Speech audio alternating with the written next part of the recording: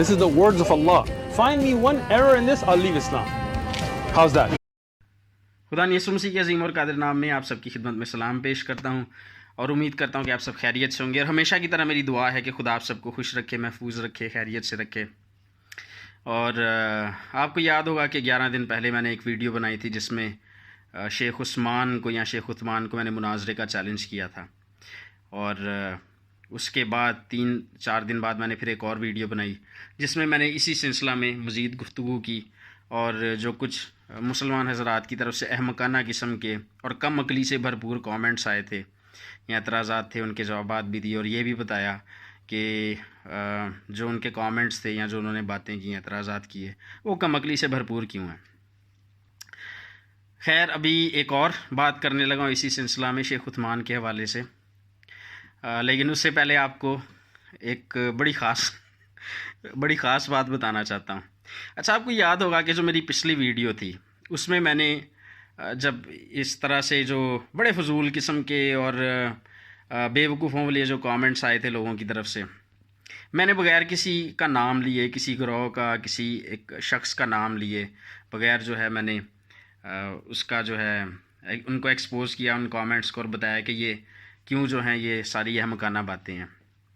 और फिर जिन लोगों ने वो अहमकाना बातें की थी उनको मैं डंगर कहकर मुखातिब करता रहा।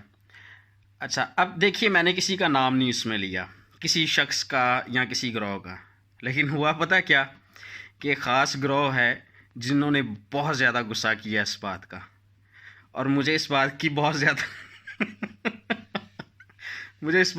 ज़्यादा हंसी आई। इस बात से हंसी आई इसलिए कि देखिए, मैंने तो किसी का नाम भी नहीं लिया और खामखा कोई महसूस करता जाए तो फिर इसका क्या मतलब आप समझेंगे। इसका मतलब वो अपने आप को वाकई डंगर समझते हैं और यही सबब है कि अगरचे उनका नाम भी नहीं लिया लेकिन फिर भी वो इतना ज़्यादा महसूस कर गए कि गालियां भी निकाली, मुझे पोस्टें भी लगाईं मेरे ख़िलाफ़, और जो कुछ कर सकते थे उन्होंने किया। लेकिन चलें, कोई बात नहीं, अलबत्ता उनकी इस हरकत से मैं और मेरे चंद दोस्त जो हैं हम काफ़ी देर हंसते रहे। और यकीनन अभी जिक्र कर रहा हूँ तो फिर से मुझे हंसी आ रही है कि एक शख्स का, एक ग्रोह का आप नाम भी नहीं ले रहे, आप सिर्फ लफ्ज़ डंगर इस्तेमाल कर रहे हैं, और वो भी इसलिए क्योंकि कुछ लोग जो हैं वो अहमकाना हरकतें और बातें करते हैं। और असल में ऐसी हरकतें जो हैं कोई भी कॉमन सेंस, आम फहम वाला जो इंसान है वो नहीं करेगा। तो जब वो आम फहम रखने वाले इंसानों वाली हरकतें और बातें नहीं करते तो फिर वो डंगर ही हुए ना। लेकिन एक ग्रोह का खामखा महसूस कर जाना, इस बात को जो है वो समझ से बाहर है बात। एनीवेज, अब जो पिछली वीडियो मैंने बनाई थी उस वीडियो में कुछ जो लोग थे, अब देखिए जो वीडियोस मैं बना रहा हूँ उस वीडियो में जो ख़ास तौर पे जो पिछली 2 वीडियोस थी, जो दूसरी वीडियो थी, पहली वीडियो थी उसमें भी शेख उस्मान के मुतल्लिक बात थी, दूसरी वीडियो में भी शेख उस्मान के मुतल्लिक बात थी।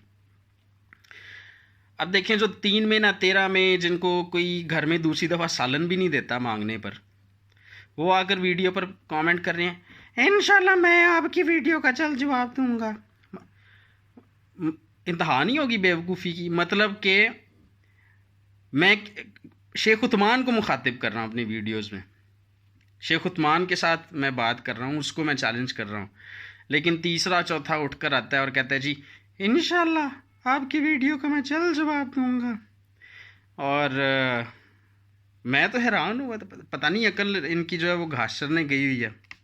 लेकिन चलें, एनीवेज, इन सारे कमेंट्स को पढ़ के इधर उधर की बदतमीजियाँ करके बाद में कहते हैं कि जी हम जवाब देंगे, हालांकि इनके लिए तो कोई बात ही नहीं की मैंने और ये जवाब देते फिरते हैं। ये तो वही बात हो गई, तू कौन मैं खामखा। तो खैर, शेख उस्मान के मुतल्लिक बात करते हैं। अभी मैंने 2-3 दिन पहले एक और वीडियो देखी जिसमें शेख साहब कहते हैं जी मैं अगर कोई कुरान से मुझे एक भी गलती निकाल के दिखा दे, एक भी गलती कोई कुरान से साबित कर दे तो मैं इस्लाम छोड़ दूंगा। कुरान में से कोई एक भी एरर निकाल दे तो मैं इस्लाम छोड़ दूंगा।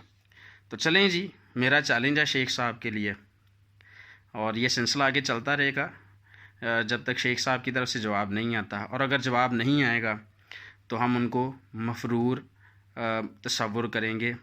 मुतसव्वर लफ्ज़ मैंने पेचीदा इस्तेमाल किया था कि फिर वो मफरूर मुतसव्वर होंगे। تو ایک اور جاہل جو ہے وہ کسی نے کہا، کسی جاہل نے، کہ بھائی متصور تو کوئی لفظ ہی نہیں ہے. حالانکہ ان کو چاہیے تھا کہ پہلے لغت چیک کر لیتے، کیونکہ متصور جو لفظ ہے اس کا مطلب ہے تصور کیا گیا، تصور کیا جانا کسی چیز کو.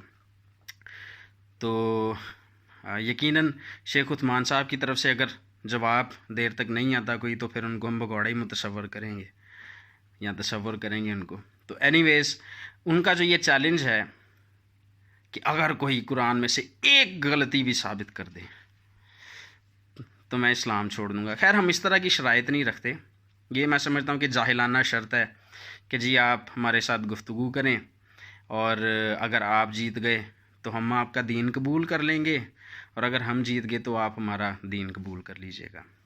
دیکھیں بھی میں تو کم از کم اس طرح کی شرط کسی کے ساتھ نہیں لگاؤں گا، اس لیے کیونکہ کل کو خدا کی بادشاہی میں جا کے میں یہ تو نہیں نا کہہ سکتا خدا سے کہ خدایا میں شرط میں بندہ جیت کے لے کر آیا ہوں.